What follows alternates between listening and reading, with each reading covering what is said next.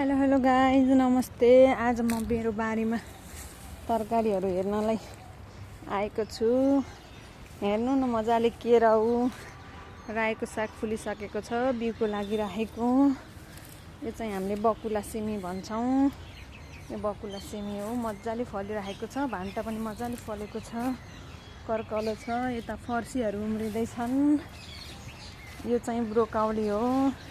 यता सागहरू पनि उम्रिँदैछ।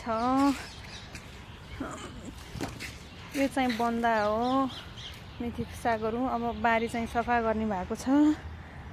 मजाले तरकारीहरू हुन्छ यहाँ। मजाले बन्दाहरू भइरहेको छ। चाहिँ ब्रोकाउलीहरू सकिसकेको छ, काउली ब्रोकाउली। यो चाहिँ मेरो ब्युटिफुल गार्डन।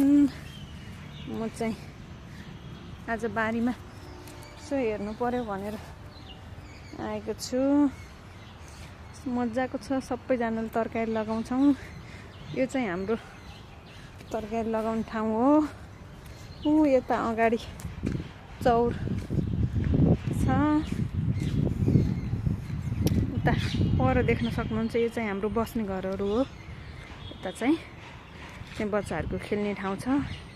अनि मजाको चौर भयो। यो चाहिँ गाडीहरू पार्किङ छ। यतातिर ग्यारेज रहेको छ भने उताको देख्ने घरहरू हाम्रो बस्ने घर हो। फुलहरू पनि रोपेका छौँ, तरकारीहरू पनि लगाएका छौँ। मेरो फर्सीहरू रोपेको फर्सी पनि उम्रिसकेछ।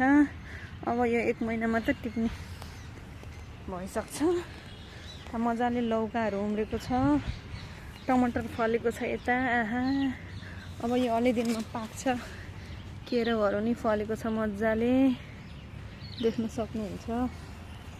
त्यस्तो छ गाइज।